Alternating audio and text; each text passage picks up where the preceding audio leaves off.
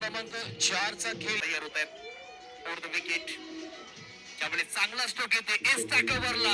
जागा खाली आहे आणि आल्या पावली सतेज नसताना मी आलो, मी पाहिलं, मी जिंकलं. आलाय तो चौकार जयच्या बॅट मधनं. काय फटका होता, जबरदस्त सुरेख स्ट्रोक होता. आपण पाहिलं ना तर वाईडिश लॉंग ऑफला ठोकलेला एक क्लासिकल स्ट्रोक आपल्याला पाहायला मिळाला. वा काय फटका होता, टायमिंग प्रॉपर होतं आणि छाप पद्धतीने आले ते मैदानाच्या आतमध्ये.